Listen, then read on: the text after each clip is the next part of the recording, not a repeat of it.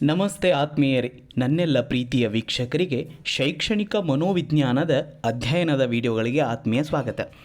ಆತ್ಮೀಯರೇ, ಹಿಂದಿನ ತರಗತಿಯಲ್ಲಿ ನಾವು ವಿಕಾಸದ ಹಂತಗಳಾದಂತಹ ಪೂರ್ವ ಬಾಲ್ಯ ಮತ್ತು ಉತ್ತರ ಬಾಲ್ಯದ ಎಲ್ಲ ವಿಕಾಸದ ಆಯಾಮಗಳು ಅಂದರೆ ದೈಹಿಕ, ಬೌದ್ಧಿಕ, ಸಾಮಾಜಿಕ, ನೈತಿಕ ಮತ್ತು ಸಂವೇಗಗಳ ವಿಕಾಸವು ಯಾವ ರೀತಿ ಇರುತ್ತದೆ ಮತ್ತು ಅವುಗಳ ಲಕ್ಷಣಗಳೇನು ಎಂಬುದನ್ನು ಅಧ್ಯಯನ ಮಾಡಿದೆವು. ಈಗ ಮುಂದುವರೆದು ತಾರುಣ್ಯಾವಸ್ಥೆಯ ಬಗ್ಗೆ ತಿಳಿದುಕೊಳ್ಳುವ. ತಾರುಣ್ಯಾವಸ್ಥೆ ಎಂಬ ಪದವನ್ನು ಆಂಗ್ಲ ಭಾಷೆಯಲ್ಲಿ ಅಡೋಲ್ಸೆನ್ಸ್ ಎಂಬ ಪದದಿಂದ ಕರೆಯುತ್ತಾರೆ. ಈ ಅಡೋಲ್ಸೆನ್ಸ್ ಎಂಬ ಪದವು ಅಡೋಲ್ಸೆರ್ ಎಂಬ ಲ್ಯಾಟಿನ್ ಭಾಷೆಯಿಂದ ಬಂದಿದ್ದು, ಇದರ ಅರ್ಥ ಪರಿಪಕ್ವತೆಯೆಡೆಗೆ ಸಾಗುವುದು ಎಂದರ್ಥ. ಇಂತಹ ತಾರುಣ್ಯಾವಸ್ಥೆಯ ಬಗ್ಗೆ ಕೆಲವೊಂದಿಷ್ಟು ಮನೋವಿಜ್ಞಾನಿಗಳು ತಮ್ಮದೇ ಆದಂಥ ವ್ಯಾಖ್ಯಾನಗಳನ್ನು ನೀಡುವ ಮೂಲಕ ಇದನ್ನು ಸ್ಪಷ್ಟಪಡಿಸಲು ಪ್ರಯತ್ನಿಸಿದ್ದಾರೆ. ಹಾಗಾಗಿ ಆ ವ್ಯಾಖ್ಯಾನಗಳನ್ನು ತಿಳಿಯುವ ಮೂಲಕ ತಾರುಣ್ಯಾವಸ್ಥೆ ಎಂದರೇನು ಮತ್ತು ಅದರ ಲಕ್ಷಣಗಳೇನು ಎಂಬುದನ್ನು ನಾವು ಅರಿತುಕೊಳ್ಳುವ. ಮೊದಲಿಗೆ ಎ.ಟಿ. ಜೆರ್ಸಿಲ್ಡ್ ಎಂಬುವರು ಹೇಳುವಂತೆ, ಬೌದ್ಧಿಕವಾಗಿ, ಸಂವೇಗಾತ್ಮಕವಾಗಿ, ಸಾಮಾಜಿಕವಾಗಿ ಮತ್ತು ದೈಹಿಕವಾಗಿ ಬಾಲಕ ಬಾಲಕಿಯರು ಬಾಲ್ಯಾವಸ್ಥೆಯಿಂದ ಪ್ರೌಢಾವಸ್ಥೆಗೆ ಸಾಗುವ ಹಂತವೇ ತಾರುಣ್ಯಾವಸ್ಥೆ. ಇವರ ಪ್ರಕಾರ ಇಲ್ಲಿ ಹೇಳುವಂತಹ ಬೌದ್ಧಿಕ, ಸಂವೇಗಾತ್ಮಕ, ಸಾಮಾಜಿಕ, ದೈಹಿಕ ಇವೆಲ್ಲವೂ ವಿಕಾಸದ ಆಯಾಮಗಳು. ಈ ಎಲ್ಲ ವಿಕಾಸದ ಆಯಾಮಗಳು ಏನಾಗ್ತಪ್ಪ ಅಂದ್ರೆ ಉತ್ಕೃಷ್ಟವಾದ ಮತ್ತು ಗರಿಷ್ಠ ಮಟ್ಟದ ಬೆಳವಣಿಗೆಯನ್ನು ಹೊಂದುತ್ತವೆ ಎಂದು ಈ ಎ.ಟಿ. ಜರ್ನಿಸ್ಟ್ ಅವರು ಹೇಳ್ತಾರೆ. ಇನ್ನು ಸ್ಟಾನ್ಲಿ ಹಾನ್ ಎಂಬ ಮನೋವಿಜ್ಞಾನಿ ಹೇಳುವಂತೆ, ತಾರುಣ್ಯಾವಸ್ಥೆ ಅನ್ನೋದು ಅತಿಯಾದ ಮಾನಸಿಕ ಒತ್ತಡ, ಸಂಕ್ಷೋಭೆ ಮತ್ತು ಪ್ರಯಾಸಗಳ ಕಾಲವಾಗಿದೆ. ಈ ಅವಧಿಯಲ್ಲಿ ಬಾಲ್ಯಾವಸ್ಥೆಯು ಪರಾವಲಂಬನೆಯಿಂದ ಪ್ರೌಢಾವಸ್ಥೆಯ ಸ್ವಾವಲಂಬನೆಯ ಕಡೆಗೆ ಸಾಗುವ ಹಂತವಾಗಿದೆ. ಇದು ಸಾಮಾನ್ಯವಾಗಿ 12ರಿಂದ 18 ವರ್ಷಗಳ ಮಧ್ಯೆ ಕಂಡುಬರುವ ಹಂತ. ಸೊ ಇಲ್ಲಿ 3 ವಿಷಯಗಳನ್ನು ಸ್ಪಷ್ಟಪಡಿಸಿದ್ದಾರೆ. ಒಂದನೇದು, ಈ ಹಂತದಲ್ಲಿ ಮನಸ್ಸಿನಲ್ಲಿ ಅಥವಾ ಮಾನಸಿಕವಾದಂತಹ ಸಂಕ್ಷೋಭೆ ಅಂದರೆ ಒತ್ತಡ ಮತ್ತು ಅವರಲ್ಲಿ ಮಾನಸಿಕ ದ್ವಂದ್ವ, ಗೊಂದಲ ಉಂಟಾಗುವಂಥ ಕಾಲ ಹೌದು. ಮತ್ತು ಬಾಲ್ಯಾವಸ್ಥೆಯಲ್ಲಿ ಮಕ್ಕಳು ಏನಾಗಿರ್ತಾರಪ್ಪ ಅಂದ್ರೆ ಬೇರೆಯವರ ಮೇಲೆ ಪರಾವಲಂಬನೆ ಆಗಿರ್ತಾರೆ. ಅಂದರೆ ಬೇರೆ ಒಂದು ಸಮಾಜದ ಮೇಲೆ, ತಮ್ಮ ಪೇರೆಂಟ್ಸ್ಗಳ ಮೇಲೆ, ತಮ್ಮ ಒಂದು ಗುಂಪಿನ ಮೇಲೆ ಪರಾವಲಂಬನೆಯಾಗಿರ್ತಾರೆ. ಆದರೆ ಆ ಪರಾವಲಂಬನೆಯಿಂದ ಸ್ವಾವಲಂಬನೆಯ ಕಡೆಗೆ ಪ್ರೌಢಾವಸ್ಥೆ ಯಾವುದು? ಸ್ವಾವಲಂಬನೆ.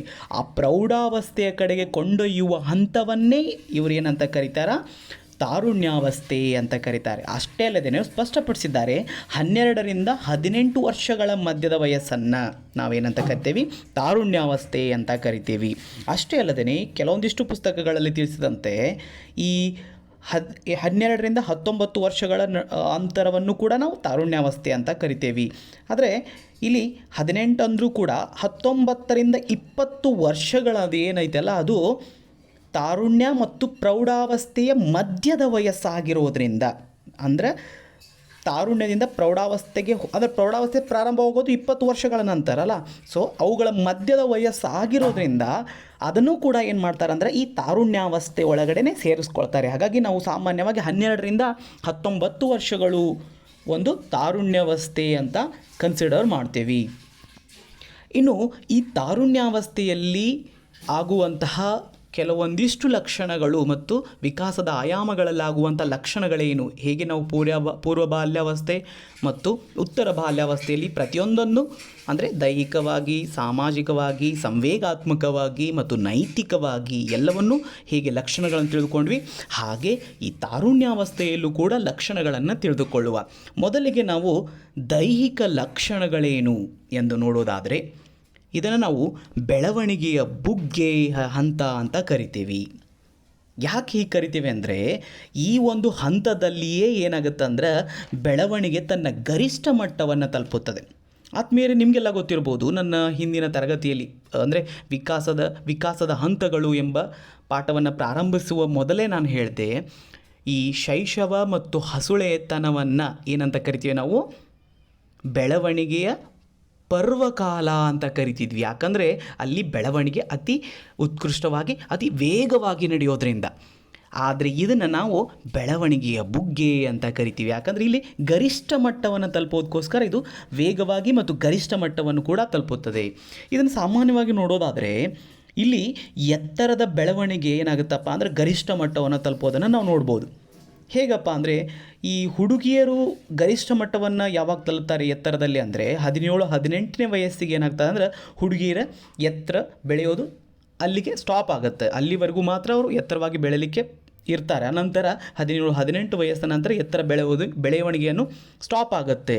ಆದರೆ ಹುಡುಗರದು ಹಾಗಲ್ಲ. ಹುಡುಗರದು 18-19 ವಯಸ್ಸಿನವರೆಗೂ ಅವ್ರೇನು ಮಾಡ್ತಾರೆ ಅಂದ್ರೆ ಬೆಳವಣಿಗೆಯನ್ನು ಹೊಂದಿ ಅನಂತರ ತಮ್ಮ ಗರಿಷ್ಠ ಮಿತಿಯನ್ನು ಹೊಂದ್ತಾರೆ. ಇಲ್ಲಿ ಅವರು ಎಷ್ಟು ಎತ್ತರವಾಗಿ ಬೆಳೆದಿರ್ತಾರೆ ನೋಡಿ, ಅದರಷ್ಟೇ ಏನಾಗುತ್ತೆ ಅಂದ್ರೆ ಅದರ ಅನುಗುಣವಾಗಿ ತೂಕದಲ್ಲೂ ಕೂಡ ಬದಲಾವಣೆಯನ್ನು ಕಾಣ್ಬೋದು.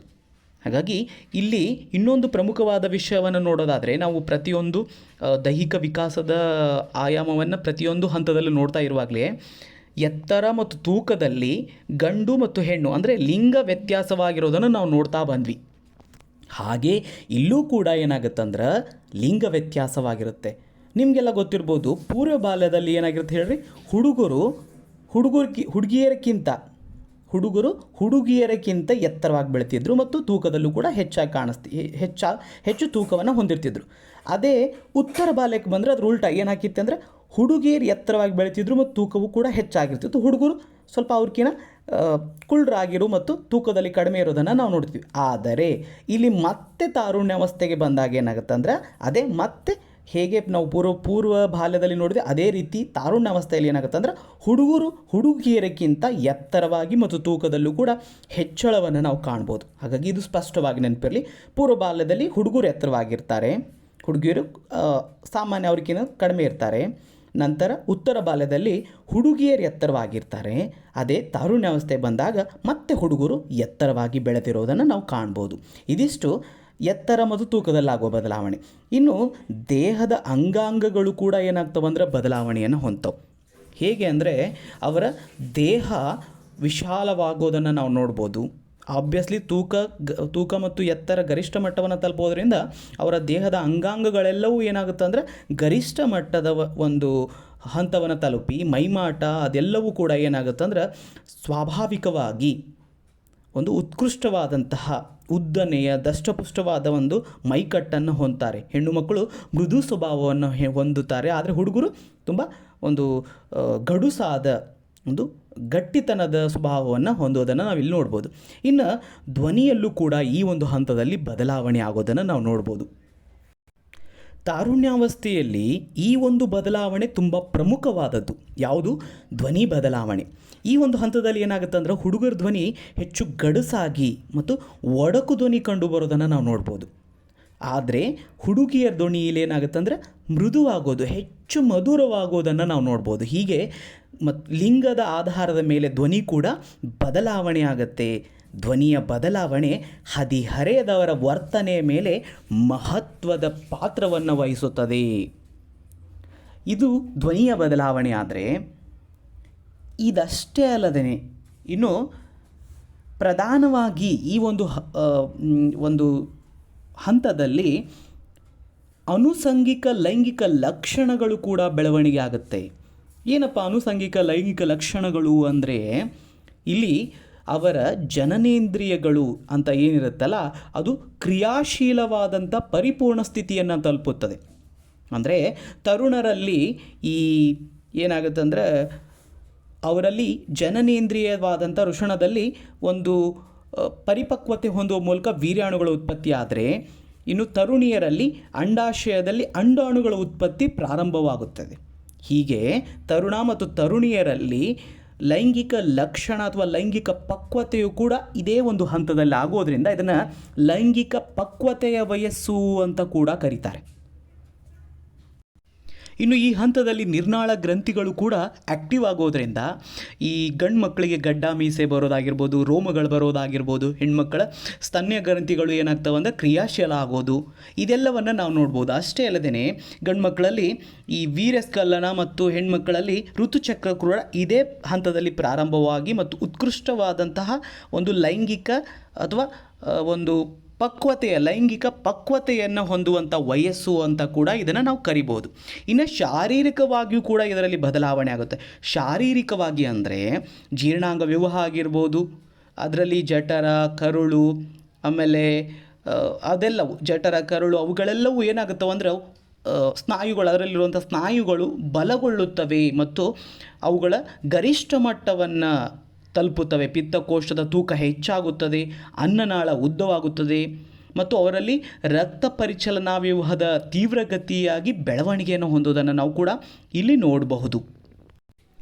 ಹೀಗೆ ಆಗುವಂತಹ ದೈಹಿಕ ಬದಲಾವಣೆಯ ಆಧಾರದ ಮೇಲೆ ಇವರ ಗತಿ ಸಾಮರ್ಥ್ಯಗಳೇನು ಅಂತ ನೋಡೋದಾದರೆ, ಗತಿ ಸಾಮರ್ಥ್ಯಗಳಿಗೆ ಸಂಬಂಧಿಸಿದಂತೆ ಹುಡುಗರ ಸ್ನಾಯುಶಕ್ತಿ ಮತ್ತು ವೇಗದ ಚಟುವಟಿಕೆಗಳಲ್ಲಿ ಉತ್ತಮ ಸಾಮರ್ಥ್ಯವನ್ನು ಹೊಂದ್ತಾರೆ. ಹುಡುಗಿಯರು ದೈಹಿಕ ಚಟುವಟಿಕೆ ಆಸಕ್ತಿ ಕಡಿಮೆ ಆಗುತ್ತೆ. ಅಂದರೆ ಹುಡುಗರು ತುಂಬ ದೈಹಿಕವಾಗಿ ಸ್ಟ್ರಾಂಗ್ ಆಗೋದ್ರಿಂದ, ಅವರಲ್ಲಿ ಶಕ್ತಿ ಹೆಚ್ಚಾಗಿ ವೇಗದ ಒಂದು ಚಟುವಟಿಕೆ ಉಂಟಾಗೋದ್ರಿಂದ ಅವರು ದೈಹಿಕವಾದಂಥ ಕೆಲಸಗಳು, ಕೌಶಲ್ಯಗಳಲ್ಲಿ ಹೆಚ್ಚು ತಮ್ಮ ಆಸಕ್ತಿಯನ್ನು ತೋರಿಸ್ಕೊಂಡ್ರೆ, ಹುಡುಗಿಯರು ಏನು ಮಾಡ್ತಾರೆ ಅಂದರೆ ಅದರಿಂದ ಆಚೆಗೆ ಕೆಲವೊಂದಿಷ್ಟು ಕರಕುಶಲ ವಸ್ತುಗಳು, ಹೆಣೆಯೋದು, ಹೊಲಿಯೋದು, ಸಣ್ಣ ಪುಟ್ಟ ಆಟಗಳನ್ನು ಆಡೋದು, ಈ ರೀತಿಯ ದೈಹಿಕವಲ್ಲದಂತಹ ಕೆಲವೊಂದಿಷ್ಟು ಜನಪ್ರಿಯ ಕೆಲಸಗಳಲ್ಲಿ ತಮ್ಮನ್ನು ತಾವು ತೊಡಗಿಸಿಕೊಳ್ಳೋದನ್ನು ನಾವು ಇಲ್ಲಿ ನೋಡಬಹುದು. ಕ್ರೀಡೆಯಲ್ಲಿ ಹೆಚ್ಚು ಈ ಹಂತದಲ್ಲಿ ಹುಡುಗಿಯರಿಗಿಂತ ಹುಡುಗರು ಹೆಚ್ಚು ಆ್ಯಕ್ಟಿವ್ ಆಗಿರೋದನ್ನು ನಾವು ಇಲ್ಲಿ ಸ್ಪಷ್ಟವಾಗಿ ನೋಡ್ಬೋದು. ಇನ್ನು ಬೌದ್ಧಿಕ ವಿಕಾಸ ಏನಾಗುತ್ತದೆ ಈ ಒಂದು ಹಂತದಲ್ಲಿ ಅಂತ ನೋಡೋದಾದರೆ, ಈ ಹಂತದಲ್ಲಿ ತಥ್ಯಗಳ ಸಾಮಾನ್ಯೀಕರಣಗೊಳಿಸೋ ಸಾಮರ್ಥ್ಯ ಉಂಟಾಗುತ್ತದೆ. ಈ ತಥ್ಯ ಅಂದರೆ ಏನಪ್ಪ ಅಂದರೆ ನೈಜ ಸಂಗತಿಗಳು. ತಥ್ಯ ಅಂದರೆ ನೈಜ ಸಂಗತಿಗಳು. ನೈಜ ಸಂಗತಿಗಳನ್ನು ಸಾಮಾನ್ಯೀಕರಣಗೊಳಿಸುವುದು ಅಂದರೆ ಈ ಹಂತದ ಮಾನಸಿಕ ಪ್ರಕ್ರಿಯೆಯಲ್ಲಿ ಕಂಡುಬರುವಂಥ ಗಮನಾರ್ಹ ಬದಲಾವಣೆ ಇದು. ಏನಪ್ಪ ಅಂದರೆ ಈ ನೈಜ ವಿಷಯಗಳನ್ನು ಸಾಮಾನ್ಯೀಕರಣಗೊಳಿಸುವಂಥ ಹೆಚ್ಚು ಸಾಮರ್ಥ್ಯ ಈ ಮಕ್ಕಳಲ್ಲಿ ಕಂಡುಬರುತ್ತೆ. ಮಕ್ಕಳು ಸಾಮಾನ್ಯವಾಗಿ ಈ ಸರಳ ವಸ್ತುಗಳಿಗೆ ಸಂಬಂಧಿಸಿದಂತೆ ಮಾತ್ರ ಸಾಮಾನ್ಯೀಕರಣಗೊಳಿಸ್ತಾರೆ. ಇಲ್ಲಿ ಬಾಲ್ಯಾವಸ್ಥೆಯಲ್ಲಿ ಬೌದ್ಧಿಕ ವಿಕಾಸ ಕೇವಲ ಪ್ರತ್ಯಕ್ಷಾನುಮಟ್ಟಕ್ಕನುಗುಣವಾಗಿರ್ತಿತ್ತು.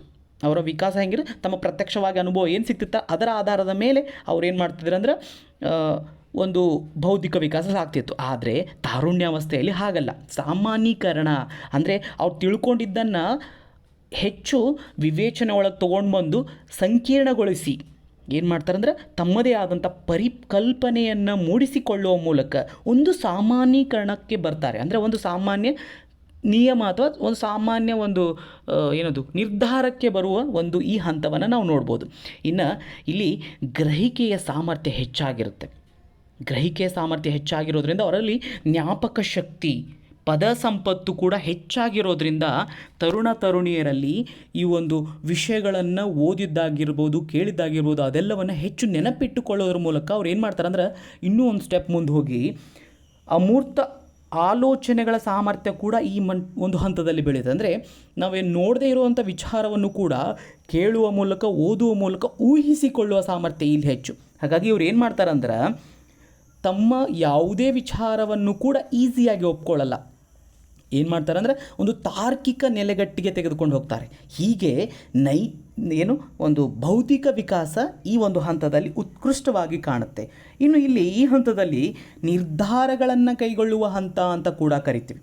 ನಾವೇನು ಮಾಡ್ತೇವೆ ಅಂದ್ರೆ ನಮ್ಮ ದಿನನಿತ್ಯ ಜೀವನದಲ್ಲಿ ಸಮರ್ಪಕವಾಗಿ ಹೊಂದಾಣಿಕೆ ಮಾಡಿಕೊಳ್ಳಲು ಬೇಕಾದಂಥ ಹಲವಾರು ನಿರ್ಧಾರಗಳನ್ನು ತೆಗೆದುಕೊಳ್ಳಲು ಅಥವಾ ನಮ್ಮ ಅಭಿಪ್ರಾಯಗಳ ಬಗ್ಗೆ ಆತ್ಮವಿಶ್ವಾಸ ಹೊಂದಲು ಈ ಒಂದು ಹಂತ ಹೇಳಿ ಮಾಡಿಸಿದ ಹಂತ. ಈ ಒಂದು ಹಂತದಲ್ಲಿ ಸ್ವತಂತ್ರವಾಗಿ ಆಲೋಚನೆಯನ್ನು ಮಾಡುವುದಾಗಿರ್ಬೋದು ಅಥವಾ ಆದರ್ಶಗಳು ಮತ್ತು ವಾಸ್ತವಿಕತೆಗಳ ನಡುವಿನ ವ್ಯತ್ಯಾಸವನ್ನು ತಿಳಿದುಕೊಂಡು ತಮ್ಮದೇ ಆದಂಥ ನಿರ್ಧಾರವನ್ನು ತೆಗೆದುಕೊಳ್ಳಲು ಇಲ್ಲಿ ಸಮರ್ಥವಾಗುವಂತಹ ಒಂದು ಹದಿಹರೆಯದ ಹಂತ ಅಂತ ನೋಡ್ಬೋದು. ಇದಿಷ್ಟು ಬೌದ್ಧಿಕ ವಿಕಾಸದ ಲಕ್ಷಣಗಳು. ಇನ್ನು ಸಂವೇಗಾತ್ಮಕ ವಿಕಾಸ, ನಾವಾಗಲೇ ಈ ಒಂದು ತಾರುಣ್ಯಾವಸ್ಥೆಯ ಹೇಳಿಕೆಗಳನ್ನು ನೋಡುವಾಗ ಸ್ಟಾನ್ಲಿ ಹಾಲ್ ಅವರ ಹೇಳಿಕೆಯನ್ನು ನೋಡಿದ್ವಿ. ಆ ಹೇಳಿಕೆಯಲ್ಲಿ ಮೊದಲಿಗೆ ಅವ್ರು ಹೇಳಿದ್ರೇನಪ್ಪ ಅಂದ್ರೆ ಅತಿಯಾದ ಮಾನಸಿಕ ಒತ್ತಡ, ಸಂಕ್ಷೋಭೆ ಮತ್ತು ಪ್ರಯಾಸಗಳ ಕಾಲವಾಗಿದೆ ಅಂತ. ಹೌದು, ಈ ಒಂದು ಹಂತದಲ್ಲಿ ಅವರಲ್ಲಾಗುವಂತಹ ಒಂದು ಆಂತರಿಕ ಬದಲಾವಣೆ ಮತ್ತು ಬಾಹ್ಯವಾಗಿ ದೇಹದಲ್ಲಾಗುವಂಥ ಬದಲಾವಣೆಗಳಿಂದ ಅವರಲ್ಲಿ ಏನಾಗುತ್ತೆ ಅಂದರೆ ಒಂದು ಗೊಂದಲದ ಮನೋಭಾವ ಉಂಟಾಗಿರೋದ್ರಿಂದ ಇದನ್ನು ನಾವು ಅತಿ ಸೂಕ್ಷ್ಮವಾದ ಒಂದು ಹಂತ ಅಂತ ಕರಿತೀವಿ. ಅಷ್ಟೇ ಅಲ್ಲದೆ ಕೆಲವೊಂದಿಷ್ಟು ಕಾರಣಗಳಿಂದಾಗಿ ಈ ಒಂದು ಬಾಲ್ಯಾವಸ್ಥೆಯಲ್ಲಿ ಭಾವೋತ್ಕರ್ಷಣೆ ಉಂಟಾಗುತ್ತದೆ. ಭಾವೋತ್ಕರ್ಷಣೆ ಅಂದರೆ ಭಾವನೆಗಳ ನಡುವೆ ಸಂಘರ್ಷಣೆ, ಯಾವುದು ಸರಿ ಯಾವುದು ತಪ್ಪು, ನಾನು ಏನು ಮಾಡ್ತಾಯಿದ್ದೀನಿ ಅನ್ನೋ ಒಂದು ಗೊಂದಲ ಮಕ್ಕಳಲ್ಲಿ ಉಂಟಾಗುತ್ತೆ. ಅದಕ್ಕೆ ಕಾರಣವಾಗುವಂತಹ ಕೆಲವೊಂದಿಷ್ಟು ವಿಚಾರಗಳು ಯಾವ್ಯಾವು ಅಂತ ನೋಡೋದಾದರೆ, ಮನೆ, ಶಾಲೆ ಮತ್ತು ಸಮಾಜದಲ್ಲಿ ಹೊಂದಾಣಿಕೆಯ ಸಮಸ್ಯೆ, ಇದರಿಂದ ಕೂಡ ಅವರಲ್ಲಿ ಭಾವೋತ್ಕರ್ಷಣೆ ಉಂಟಾಗುತ್ತೆ. ಹೇಗೆ ಅಂದರೆ, ಮಗು ಹಳೆಯ ಒಂದು ಪೂರ್ವ ಬಾಲ್ಯ ಮತ್ತು ಉತ್ತರ ಬಾಲ್ಯದಲ್ಲಿ ಏನಾಗುತ್ತೆ ಅಂದರೆ ಪರತಂತ್ರವಾಗಿರುತ್ತೆ. ಆದರೆ ಇಲ್ಲಿ ಬರುಬರ್ತಾ ಅದು ಸ್ವತಂತ್ರತೆಯೆಡೆಗೆ ಸಾಗುತ್ತದೆ. ಯಾಕಂದರೆ ಮಗು ಇಲ್ಲಿ ಪ್ರೌಢನಾಗ್ತಾ ಇರುತ್ತೆ. ಹಾಗಾಗಿ ಈ ಪ್ರೌಢಾವಸ್ಥೆ ಅಥವಾ ವಯಸ್ಕತನಕ್ಕೆ ಬರ್ತಾ ಇರೋದ್ರಿಂದ ಅವನ ಮೇಲೆ ಅನೇಕ ಜವಾಬ್ದಾರಿಗಳು ಬೀಳ್ತವೆ. ಈ ಜವಾಬ್ದಾರಿಗಳನ್ನು ನಿರ್ವಹಿಸುವಂಥ ಹಂತ ಆಗಿರೋದ್ರಿಂದ ಈ ನಿರ್ವಹಿಸುವಂಥ ಸಮಯದಲ್ಲಿ ಮನೆ ಮತ್ತು ಶಾಲೆ ಮತ್ತು ತನ್ನ ಸಮಾಜ ನೀಡುವಂಥ ಕೆಲವೊಂದಿಷ್ಟು ತೀರ್ಮಾನಗಳ ನಡುವಿನ ಗೊಂದಲಕ್ಕೆ ಉಂಟಾಗೋದ್ರಿಂದ ಆ ಹೊಂದಾಣಿಕೆ ಮಾಡಿಕೊಳ್ಳಲು ಮಗುವಿಗೆ ಗೊಂದಲ ಉಂಟಾಗಿ ಆವಾಗ ತನ್ನ ಭಾವನೆಗಳ ಮೇಲೆ ಹಿಡಿತವನ್ನು ಕಳೆದುಕೊಳ್ತಾನೆ. ಇನ್ನು ಮನೆಯಲ್ಲಿರುವ ವ್ಯಕ್ತಿಗಳೊಡನೆ ಅಸಮರ್ಪಕ ಸಂಬಂಧ. ನಮಗೆಲ್ಲ ಗೊತ್ತು, ಪೂರ್ವ ಬಾಲ್ಯ ಮತ್ತು ಉತ್ತರ ಬಾಲ್ಯದಲ್ಲಿ ಮಗುವನ್ನು ಶಿಸ್ತಿನಿಂದ ಬೆಳೆಸಬೇಕು ಅನ್ನೋದನ್ನು ನೋಡಿದ್ವಿ. ಆದರೆ ಈ ಒಂದು ಹಂತದಲ್ಲಿ ಶಿಸ್ತಿನ ಜೊತೆಗೆ ಶಿಸ್ತು ಅತಿ ಒಳ್ಳೆಯದಲ್ಲ. ಈ ಹಂತದಲ್ಲಿ ತಂದೆ ತಾಯಿಗಳು ಮಕ್ಕಳೊಂದಿಗೆ ಸ್ನೇಹಿತರಂತೆ ಕಾಣಬೇಕು ಅಂತ ಮನೋವಿಜ್ಞಾನಿಗಳು ಹೇಳ್ತಾರೆ. ಹೀಗೆ ನಾವೇನಾದರೂ ಮಕ್ಕಳನ್ನು ಆ ರೀತಿ ಕಾಣದೇ ಹೋದರೆ ಮಕ್ಕಳೇನಾಗ್ತಾರಪ್ಪ ಅಂದ್ರೆ ಆ ಒಂದು ಪೋಷಕರ ಮೇಲೆ ಅತಿಯಾದ ಶಿಸ್ತನ್ನು ನೀವೇನಾದರೂ ಪೋಷಕರು ಹಾಕೋದ್ರಿಂದ ಮಕ್ಕಳೇನಾಗ್ತಾರೆ ಅಂದರೆ ಅವ್ರ ಮೇಲೆ ಬಂಡಾಯದ ಪ್ರವೃತ್ತಿಯನ್ನು ತೋರಿಸ್ಲಿಕ್ಕೆ ಸ್ಟಾರ್ಟ್ ಮಾಡ್ತಾರೆ. ಅಂದರೆ ಅವರ ಒಡ ಹುಟ್ಟಿದವ್ರ ಜೋಡಿ ಜಗಳಾಡೋದು ಅಥವಾ ಅವರು ಮನೆ ಬಿಟ್ಟು ಓಡಿ ಹೋಗೋದು, ಈ ಎಲ್ಲ ಒಂದು ಪ್ರಕ್ರಿಯೆ ಈ ಒಂದು ಹಂತದಲ್ಲಿ ಅಥವಾ ಈ ಒಂದು ಭಾವೋದ್ಕರ್ಷಕ್ಕೆ ಕಾರಣವಾಗುತ್ತದೆ. ಇನ್ನು ಸಾಮಾಜಿಕ ನಿರೀಕ್ಷೆಗಳು ಕೂಡ. ಸಾಮಾಜಿಕ ನಿರೀಕ್ಷೆಗಳು ಅಂದರೆ ಹೊಸ ಹೊಸ ಪರಿಸರದಲ್ಲಿ ಹೊಸ ಹೊಸ ಹೊಂದಾಣಿಕೆಗಳನ್ನು ಮಾಡ್ಕೊಳ್ತಾ ಹೋದಂತೆ ಮನುಷ್ಯ ಏನಾಗ್ತಾನಪ್ಪ ಅಂದರೆ ಜೀವಿಸ್ಲಿಕ್ಕೆ ಸಾಧ್ಯ ಅಂತ. ನಾವು ಈ ಬೆಳವಣಿಗೆಯ ವಿಕಾಸದ ತತ್ವಗಳು ಅನ್ನೋ ಒಂದು ಕಾನ್ಸೆಪ್ಟಲ್ಲೇ ನೋಡಿದ್ವಿ. ಏನಂದರೆ ಪರಿಸರದ ಬದಲಾವಣೆಗೆ ಹೊಂದಿಕೊಳ್ಳುವಂಥ ಜೀವಿ ಬದುಕುತ್ತೆ ಅಂತ. ಹಾಗೆಯೇ ಮನುಷ್ಯನು ಕೂಡ ಪ್ರತಿಯೊಂದು ದಿನ ಪ್ರತಿಯೊಂದು ಕ್ಷಣ ಏನಾಗುತ್ತೆ ಅಂದರೆ ಪರಿಸರದ ಬದಲಾವಣೆಗೆ ಹೊಂದ್ಕೊಳ್ತಾ ಹೋಗಬೇಕಾಗತ್ತೆ. ಹೀಗೆ ಹೊಂದಿಕೊಳ್ಳಲು ಆಗದೇ ಇದ್ದಂಥ ಸಂದರ್ಭದಲ್ಲಿ ಏನಾಗುತ್ತೆ ಅಂದ್ರೆ ಅವನು ಮಾನಸಿಕವಾಗಿ ಕುಗ್ಗುವಂತಹ ಅನೇಕ ಕಷ್ಟಗಳನ್ನು ಎದುರಿಸುವಂತಹ ಒಂದು ಸನ್ನಿವೇಶ ನಿರ್ಮಾಣ ಆಗುತ್ತದೆ. ಹಾಗಾಗಿ ಈ ಸಾಮಾಜಿಕ ನಿರೀಕ್ಷೆಗಳಿಗೆ ಅವನು ಏನಾಗ್ತಾನೆ ಅಂದರೆ ಗೊಂದಲ ಕೂಡ ಉಂಟಾಗುತ್ತೆ ಅಂತ ನೋಡ್ಬೋದು. ಇನ್ನು ಭಿನ್ನಲಿಂಗದ ವ್ಯಕ್ತಿಗಳೊಡನೆ ಹೊಂದಾಣಿಕೆ. ನಾವು ಆಗಲೇ ನೋಡಿದ್ವಿ ಏನಪ್ಪ ಅಂದರೆ ಈ ಒಂದು ಹಂತವನ್ನು ಲೈಂಗಿಕ ಪಕ್ವತೆಯನ್ನು ಹೊಂದುವಂಥ ಹಂತ ಅಂತ ನೋಡಿದ್ವಿ. ಹಾಗಾಗಿ ಈ ಒಂದು ಹಂತದಲ್ಲಿ ಭಿನ್ನಲಿಂಗದ ಮೇಲೆ ಆಕರ್ಷಣೆ ಹೆಚ್ಚಾಗಿರುತ್ತೆ. ಅವರೊಂದಿಗೆ ಸ್ನೇಹವನ್ನು ಮಾಡಬೇಕು ಅಂತ ಬಯಸ್ತಾ ಇರುವಾಗ ಅವರಿಗೆ ಅದು ಅಸಾಧ್ಯ ಆಯ್ತಪ್ಪ ಅಂದರೆ ಆವಾಗ ಅವರಲ್ಲಿ ಭಾವೋದ್ವೇಗ ಉಂಟಾಗೋದನ್ನು ನಾವು ನೋಡ್ಬೋದು. ಇನ್ನು ಧಾರ್ಮಿಕ ಘರ್ಷಣೆಗಳೆಂದರೆ ಏನಪ್ಪ ಅಂದರೆ ತಾಯಿಗಳು ಬೋಧಿಸ್ಬಿಡ ಧಾರ್ಮಿಕ ನಂಬಿಕೆಗಳು ಧಾರ್ಮಿಕ ನಂಬಿಕೆಗಳು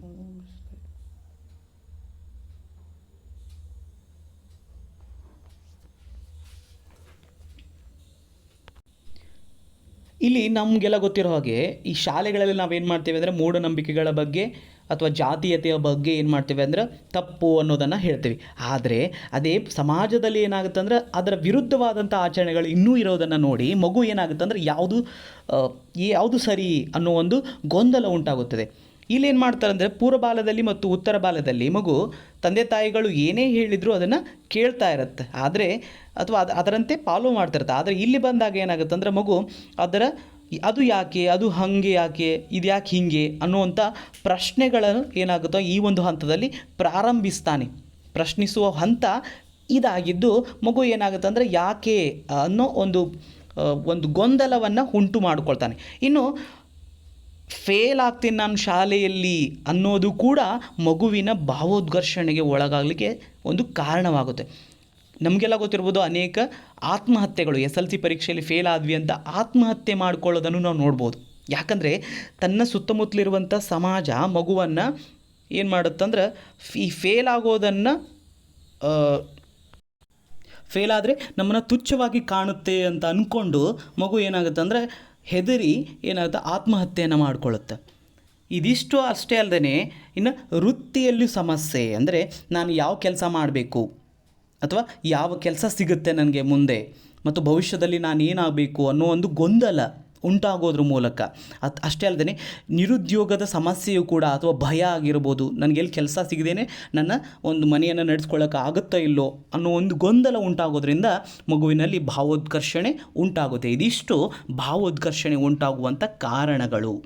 ಇನ್ನು ಸಾಮಾಜಿಕ ವಿಕಾಸ ಹೇಗಾಗುತ್ತೆ?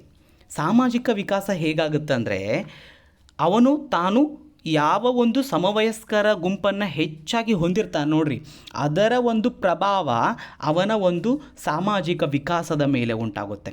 ಅಂದರೆ ಅವನು ಸುತ್ತಮುತ್ತಲಿರುವಂಥ ಸಮಾಜ ಅಥವಾ ಸ್ನೇಹಿತರು ಯಾವ ರೀತಿ ಇರ್ತಾರೆ ಅದು ಏನಾಗುತ್ತೆ ಅಂದ್ರೆ ಇವನ ಒಂದು ವರ್ತನೆಯ ಮೇಲೆ ಬದಲಾವಣೆಯನ್ನು ನಾವು ನೋಡ್ಬೋದು. ಇನ್ನು ಅಷ್ಟೇ ಅಲ್ಲದೆ ಇವರು ತಮ್ಮ ಭಿನ್ನಲಿಂಗದವರ ಸ್ನೇಹವನ್ನು ಸಂಪಾದಿಸಲು ಹೆಚ್ಚು ಬಯಸ್ತಾರೆ ಈ ಒಂದು ಹಂತದಲ್ಲಿ. ಹಾಗಾಗಿ ಈ ಒಂದು ಹಂತದಲ್ಲಿ ಸ್ನೇಹಿತರಿಗೆ ಅಥವಾ ಸ್ನೇಹಿತರ ಆಯ್ಕೆಯ ಮೇಲೆ ಹೆಚ್ಚು ಏನಾಗುತ್ತೆ ಅಂದರೆ ವಿಶ್ವಾಸನೀಯತೆಯನ್ನು ಆಧಾರವಾಗಿ ಇಟ್ಕೊಂಡು ಈ ಒಂದು ತರುಣರಲ್ಲಿ ಏನು ಮಾಡ್ತಾರೆ ಅಂದರೆ ತಮ್ಮ ಮಿತ್ರರ ಸಂಖ್ಯೆಯನ್ನು ಪರಿಗಣನೆಗೆ ತಗೊಳ್ತಾರೆ. ಇಲ್ಲಿ ಪರಿಚಿತರ ಸಂಖ್ಯೆ ತುಂಬ ಇರುತ್ತೆ, ಆದರೆ ಮಿತ್ರರ ಸಂಖ್ಯೆ, ಆತ್ಮೀಯ ಮಿತ್ರರ ಸಂಖ್ಯೆ ಏನಾಗುತ್ತೆ ಅಂದರೆ ಕಡಿಮೆ ಆಗ್ತಾ ಹೋಗುತ್ತೆ. ಇದಷ್ಟೇ ಅಲ್ಲದೆ ನಾಯಕತ್ವದ ಬೆಳವಣಿಗೆ, ಆಗಲೇ ಹೇಳಿದಂತೆ ನಾಯಕತ್ವದ ಬೆಳವಣಿಗೆ ಏನಪ್ಪ ಅಂದ್ರೆ ಈ ಒಂದು ಹಂತದಲ್ಲಿ ಎಲ್ಲರ ಒಂದು ಮುಖಂಡನಾಗಲು ಬಯಸ್ತಾನೆ. ಏನಪ್ಪ ಅಂದರೆ ಈ ಒಂದು ಹಂತದಲ್ಲಿ ಯಾವುದೇ ಆಗಲಿ ಮುನ್ನುಗ್ಗಬೇಕು ಅನ್ನೋ ಒಂದು ಪ್ರವೃತ್ತಿ ಆಗಿರ್ಬೋದು, ಕ್ರಿಯಾಶೀಲತೆ ಆಗಿರ್ಬೋದು, ಜನಪ್ರಿಯತೆ, ಬಹಿರ್ಮುಖತ್ವ, ಸಹಕಾರ ಮನೋಭಾವ, ಕರ್ತವ್ಯನಿಷ್ಠೆ, ಪ್ರಾಮಾಣಿಕತೆ, ಆತ್ಮವಿಶ್ವಾಸ ಅಥವಾ ಶೀಘ್ರವಾಗಿ ನಿರ್ಣಯಗಳನ್ನು ಕೈಗೊಳ್ಳುವಂಥ ಶಕ್ತಿ ಈ ಒಂದು ಹಂತದಲ್ಲಿ ಸಮರ್ಥವಾಗಿರುವುದನ್ನು ನಾವು ನೋಡ್ಬೋದು. ಈ ಎಲ್ಲ ಹಂತಗಳ ಈ ಎಲ್ಲ ವಿಷಯಗಳನ್ನು ಹೊಂದಿರೋದ್ರಿಂದ ಅವನು ನಾನು ನಾಯಕನಾಗಬೇಕು ಅಥವಾ ಒಂದು ಇಡೀ ಒಂದು ಸಮುದಾಯಕ್ಕೆ ಅಥವಾ ಇಡೀ ಒಂದು ಆ ಒಂದು ಗುಂಪಿಗೆ ನಾನು ನಾಯಕನಾಗಬೇಕು ಅಂತ ತುಡಿತಾ ಇರುತ್ತೆ. ಹಾಗಾಗಿ ನಾಯಕತ್ವದ ಬೆಳವಣಿಗೆಯು ಕೂಡ ಇದೇ ಹಂತದಲ್ಲಿ ನಾವು ಕಾಣಬಹುದು. ಅಷ್ಟೇ ಅಲ್ಲದೆ ಮುಖ್ಯವಾಗಿ ಸಾಮಾಜಿಕ ವರ್ತನೆಯ ಪರಿಪಕ್ವತೆ ಈ ಒಂದು ಹಂತದಲ್ಲಿ ಉತ್ಕೃಷ್ಟ ಮಾನವನ್ನು ತಲುಪುತ್ತದೆ. ಅಂದರೆ ಹೇಗೆ ನಾವು ಬೆಳವಣಿಗೆ ನಿರ್ದಿಷ್ಟ ಮಟ್ಟವನ್ನು ತಲುಪುತ್ತದೆ ಅಂತ ಹೇಳಿದ್ವಲ್ಲ, ಹಾಗೆ ಸಾಮಾಜಿಕ ವರ್ತನೆಯ ಪರಿಪಕ್ವತೆಯು ಕೂಡ ಉನ್ನತ ಮಟ್ಟವನ್ನು ತಲುಪೋದನ್ನು ನಾವು ಇಲ್ಲಿ ನೋಡ್ಬೋದು. ಇನ್ನು ನೈತಿಕ ವಿಕಾಸ ಹೇಗೆ ಅಂತ ನೋಡೋದಾದರೆ ಬಾಲ್ಯಾವಸ್ಥೆಯಲ್ಲಿ ಇವರು ಕೊಂಡಂಥ ಅಥವಾ ಇವರು ಬೆಳೆಸಿಕೊಂಡಂಥ ನೈತಿಕ ಪರಿಕಲ್ಪನೆಗಳಲ್ಲಿ ಯಾವುದು ಸರಿ ಯಾವುದು ತಪ್ಪು ಎಂಬುದನ್ನು ಈ ಒಂದು ಹಂತದಲ್ಲಿ ಸ್ವಯಂ ವಿವೇಚನೆಯಿಂದ, ಅಂದರೆ ಅವರದೇ ಆದಂತಹ ವಿವೇಚನೆಯಿಂದ ಒಂದು ವಿಚಾರಿಸುವ ಮೂಲಕ ಅವರದೇ ಆದಂಥ ಕೆಲವೊಂದಿಷ್ಟು ಸೂತ್ರಗಳನ್ನು, ನೈತಿಕ ಸೂತ್ರಗಳನ್ನು ರೂಪಿಸಿಕೊಳ್ಳೋದನ್ನು ನಾವಿಲ್ಲಿ ನೋಡ್ಬೋದು. ಇಷ್ಟೇ ಅಲ್ಲದೆ ಈ ಹಂತದಲ್ಲಿ ಹದಿಹರೆಯದವರಲ್ಲಿ ಬೆಳವಣಿಗೆ ಆಗುವಂತಹ ಪ್ರಜ್ಞೆ ಅಥವಾ ಅಂತಃಪ್ರಜ್ಞೆ ವ್ಯಕ್ತಿಯ ವರ್ತನೆಯನ್ನು ನಿಯಂತ್ರಿಸುತ್ತದೆ. ಈ ಅಂತಃಪ್ರಜ್ಞೆ ಅಂದರೆ ಏನಪ್ಪ ಅಂದರೆ ತಾನೇನು ಮಾಡ್ತಾ ಇದ್ದೀನಿ ಅಥವಾ ತನ್ನ ವರ್ತನೆ ಸಮಾಜದ ನಿರೀಕ್ಷೆಗಳಿಗೆ ಅನುಗುಣವಾಗಿದೆಯೋ ಇಲ್ಲೋ ಅನ್ನೋದು ಅರಿವು ಅವರಿಗೇ ಮೂಡುತ್ತೆ.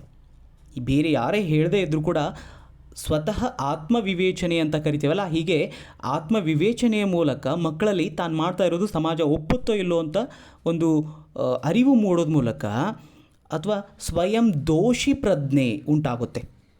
ಏನಾದರೂ ನಾನು ತಪ್ಪು ಮಾಡ್ತಾ ಇದ್ದೇನೇನೋ ಅಂತ ಏನಾದರೂ ಅನಿಸಿದರೆ ಆವಾಗ ಅವರಿಗೆ ಈ ನಾಚಿಕೆ ಸ್ವಭಾವ ಅಥವಾ ತಮ್ಮ ಬಗ್ಗೆ ತಮಗೆ ಏನಂತಂದರೆ ಅಹಿತ ಭಾವನೆ ಉಂಟಾಗಿ ಅವ್ರೇನು ಮಾಡ್ತಾರೆ ಅಂದರೆ ತಮ್ಮ ಗುಣಗಳನ್ನು, ಅಂತರ್ಗತವಾದಂತಹ ಕೆಲವೊಂದಿಷ್ಟು ಗುಣಗಳನ್ನು ಬದಲಾವಣೆಗೊಳಿಸ್ತಾರೆ ಅಥವಾ ತಮ್ಮ ವರ್ತನೆಯನ್ನು ನಿಯಂತ್ರಣಕ್ಕೆ ಒಳಪಡಿಸ್ತಾರೆ.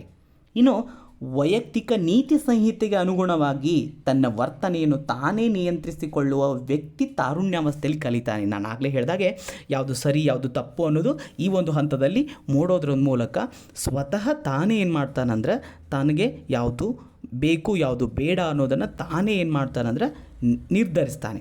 ಈ ಒಂದು ಹಂತದಲ್ಲಿ ಏನಾದರೂ ಮಕ್ಕಳೇನಾದರೂ ಕೊಂಚ ವಿವೇಚನೆಯನ್ನು ಕಳ್ಕೊಂಡು ತಮ್ಮ ವರ್ತನೆಯಲ್ಲಿ ಯಾವುದೇ ಬದಲಾವಣೆಗಳನ್ನು ಒಳಪಡಿಸದೆ ಹೋದರೆ ಅವರಲ್ಲಿ ಕೆಲವೊಂದಿಷ್ಟು ಅನೈತಿಕ ಚಟುವಟಿಕೆಗಳು, ಅಕ್ರಮವಾದಂತಹ ಒಂದು ಸಾಮಾಜಿಕ ಕ್ರಿಯಾ ಚಟುವಟಿಕೆಗಳು ಮೂಡೋದನ್ನು ಕೂಡ ನಾವು ನೋಡಬಹುದು. ಇದಿಷ್ಟು ದೈಹಿಕ, ಸಾಮಾಜಿಕ, ಸಂವೇಗಾತ್ಮಕ ಮತ್ತು ನೈತಿಕ ವಿಕಾಸ ಆಯಿತು. ಇನ್ನು ಇದರ ನಂತರ ಕೆಲವೊಂದಿಷ್ಟು ವಿಶೇಷ ಲಕ್ಷಣಗಳನ್ನು ನೋಡೋದಾದರೆ ಈ ಒಂದು ಹಂತದಲ್ಲಿ ಸಾಹಸ ಪ್ರವೃತ್ತಿ ಹೆಚ್ಚಾಗಿರುತ್ತೆ. ಮಕ್ಕಳಿಗೆ ಏನಾಗುತ್ತೆ ಅಂದರೆ ಯಾವುದನ್ನಾದರೂ ಅಚೀವ್ ಮಾಡಬೇಕು, ಏನಂದ್ರೆ ಹೊಸದನ್ನು ಅಚೀವ್ ಮಾಡಬೇಕು ಅನ್ನೋದರಿಂದ ಮಕ್ಕಳಲ್ಲಿ ಸಾಹಸ ಪ್ರವೃತ್ತಿ ಹೆಚ್ಚಾಗಿರೋದನ್ನು ನೋಡ್ಬೋದು. ಇನ್ನು ನಾಯಕ ಪೂಜೆ ಅಂದರೆ ನಾವು ಯಾರನ್ನಾದರೂ ಫಾಲೋ ಮಾಡೋದು ಅಥವಾ ಅವರಂತೆ ನಮ್ಮನ್ನು ನಾವು ಬದಲಾಯಿಸ್ಕೊಳ್ಳೋದು. ಉದಾಹರಣೆಗೆ ಈಗ ತರುಣಿಯರು ಏನು ಮಾಡ್ತಾರೆ ಅಂದರೆ ಯಾವುದಾದ್ರೂ ನಟ ಅಥವಾ ನಟಿಯನ್ನು, ಸಿನಿಮಾ ನಟ ನಟಿಯರನ್ನು ಫಾಲೋ ಮಾಡ್ತಾರೆ. ಅಂದರೆ ಅವರನ್ನು ನಾಯಕರಾಗಿಟ್ಕೊಂಡು, ಆದರ್ಶವಾಗಿಟ್ಕೊಂಡು ಅವರಂತೆ ಉಡುಪುಗಳನ್ನು ಹಾಕ್ಕೊಳ್ಳೋದು, ಹೇರ್ ಸ್ಟೈಲ್ ಮಾಡೋದು, ಅವರ ಶೈಲಿಯಲ್ಲೇ ಮಾತನಾಡೋಕ್ಕೆ ಪ್ರಯತ್ನಿಸೋದು. ಅಷ್ಟೇ ಅಲ್ಲದೇ ಕೆಲವೊಬ್ಬರು ಸಾಮಾಜಿಕವಾದ ಮತ್ತು ಧಾರ್ಮಿಕ ರಾಷ್ಟ್ರ ನಾಯಕರನ್ನು ಕೂಡ ತಮ್ಮ ಆದರ್ಶವಾಗಿ ಅಥವಾ ನಾಯಕರನ್ನಾಗಿ ಮಾಡಿಕೊಳ್ಳುವುದು ನಾವು ಈ ಒಂದು ಹಂತದಲ್ಲಿ ನೋಡ್ಬೋದು. ಇನ್ನು ನಿರ್ನಾಳಗಳ ಗ್ರಂಥಿಗಳ ಪ್ರಭಾವ ಹೆಚ್ಚಾಗಿರುತ್ತೆ. ನಾನು ಆಗಲೇ ಹೇಳಿದೆ, ದೈಹಿಕ ಬದಲಾವಣೆಯಲ್ಲಿ ನಿರ್ನಾಳ ಗ್ರಂಥಿಗಳು ಉತ್ಕೃಷ್ಟವಾಗಿ ಪಕ್ವಗೊಳ್ಳೋ ಹಂತ ಆಗಿರೋದ್ರಿಂದ, ಹಾರ್ಮೋನ್ಗಳು ಬಿಡುಗಡೆಯ ಒಂದು ಉತ್ಕೃಷ್ಟವನ್ನು ಹೊಂದೋದ್ರಿಂದ ಅವುಗಳ ಒಂದು ಬದಲಾವಣೆ ಅಥವಾ ಹಾರ್ಮೋನ್ಗಳ ಪ್ರಭಾವದಿಂದ ದೇಹದಲ್ಲಿ ಒಂದಿಷ್ಟು ಬದಲಾವಣೆಗಳನ್ನು ನಾವು ನೋಡ್ಬೋದು. ಇನ್ನು ಧಾರ್ಮಿಕ, ರಾಜಕೀಯ ಮತ್ತು ಸಾಮಾಜಿಕ ಮೌಲ್ಯಗಳನ್ನು ಬೆಳೆಸ್ಕೊಳ್ತಾರೆ. ಬಾಲ್ಯಾವಸ್ಥೆಯಲ್ಲಿ ತಂದೆ ತಾಯಿಗಳು ನೀಡಿದಂಥ ಮೌಲ್ಯಗಳನ್ನು ಪ್ರಶ್ನಿಸದೆ ಏನು ಮಾಡ್ತಿದ್ದಾರೆ, ಒಪ್ಕೊಳ್ತಾ ಇದ್ರು.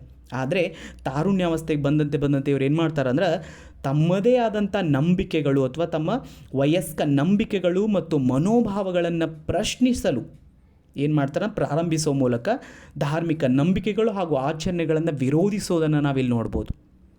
ಇನ್ನು ವೈಯಕ್ತಿಕ ಪ್ರಜ್ಞೆ, ನಾನು ಆಗಲೇ ಹೇಳಿದೆ ವೈಯಕ್ತಿಕ ಪ್ರಜ್ಞೆ ಅಂದರೆ ಏನಪ್ಪ ಅಂದರೆ ತರುಣಿಯರು ಈ ಹಂತದಲ್ಲಿ ಸ್ವಯಂ ಪ್ರಜ್ಞೆಯನ್ನು ಮೂಡಿಸಿಕೊಳ್ಳುವ ಮೂಲಕ ತಮ್ಮ ದೈಹಿಕ ಬದಲಾವಣೆಗಳನ್ನು ಇತರರನ್ನು ಗುರುತಿಸಬೇಕು, ತಮ್ಮ ಭಾವನೆಗಳಿಗೆ ಇತರರು ಬೆಲೆ ಕೊಡಬೇಕು ಅಂತ ಬಯಸ್ತಾರೆ ಮತ್ತು ತಮ್ಮ ಭಾವನೆಗಳಿಗೆ ಹೊಂದಿಕೊಳ್ಳುವವರ ಗುಂಪಿಗೆ ಸೇರಿಕೊಳ್ತಾರೆ ಮತ್ತು ಅಂಥವರ ಜೊತೆ ಮಾತ್ರ ಸೇರಿಕೊಳ್ಳೋದು ಮತ್ತು ಅಂಥವರ ಗುಂಪನ್ನೇ ತಾವು ರಚಿಸಿಕೊಳ್ತಾರೆ. ಹೀಗೆ ವೈಯಕ್ತಿಕ ಪ್ರಜ್ಞೆ ಈ ಒಂದು ಹಂತದಲ್ಲಿ ನಾವು ನೋಡ್ಬೋದು. ಇನ್ನು ಈ ಒಂದು ಹಂತಕ್ಕೆ ಅನುಗುಣವಾಗಿ ಶಿಕ್ಷಕರು, ಪೋಷಕರು ಮತ್ತು ಸಮುದಾಯ ಏನು ಮಾಡಬೇಕು, ಅವರ ಪಾತ್ರ ಏನು ಅನ್ನೋದನ್ನು ನೋಡೋದಾದರೆ ಮುಖ್ಯವಾಗಿ ಶಿಕ್ಷಕರು ಮತ್ತು ಒಂದು ಪೋಷಕರಿಗೆ ಈ ತಾರುಣ್ಯಾವಸ್ಥೆಯ ಬಗ್ಗೆ ಜ್ಞಾನ ಇರಬೇಕು. ಇದರ ಜ್ಞಾನ ಇರೋದರಿಂದ ನಾವು ಹೇಗೆ ಮಕ್ಕಳೊಂದಿಗೆ ವರ್ತಿಸಬೇಕು ಮತ್ತು ಅವರ ಸಮಸ್ಯೆಗಳೇನು ಮತ್ತು ಅವರ ಆಸಕ್ತಿ, ಅಭಿರುಚಿಗಳೇನು ಅಂತ ತಿಳ್ಕೊಳ್ಳಿಕ್ಕೆ ಸಾಧ್ಯ ಆಗೋದು.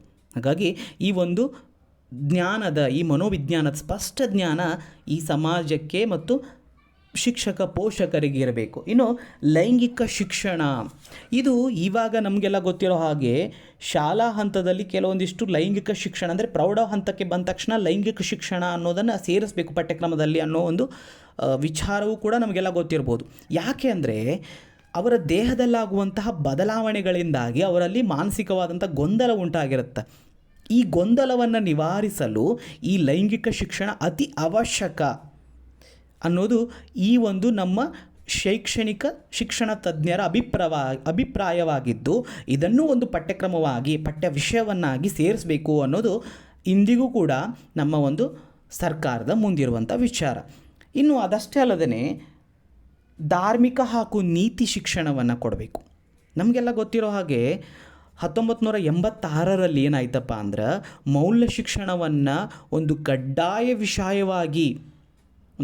ವಿಷಯವಾಗಿ ಶಾಲೆಗಳಲ್ಲಿ ಬೋಧಿಸಲು ಶಿಫಾರಸನ್ನು ರಾಷ್ಟ್ರೀಯ ಶಿಕ್ಷಣ ನೀತಿ 1986 ರಾಷ್ಟ್ರೀಯ ಶಿಕ್ಷಣ ನೀತಿ ನೀಡ್ತು. ಯಾಕೆ ನೀಡ್ತಪ್ಪ ಅಂದ್ರೆ ಈಗಿನ ತರುಣಿಯರಲ್ಲಿ ಬರ್ತಾ ಏನಾಗುತ್ತೆ ಅಂದರೆ ಕೆಲವೊಂದಿಷ್ಟು ನೈತಿಕ ಗುಣಗಳು, ಸದಾಚಾರಗಳು ಏನಾಗ್ತಾ ಅಂದರೆ ಕಡಿಮೆ ಆಗ್ತಾ ಹೊಂಟಿದೆ.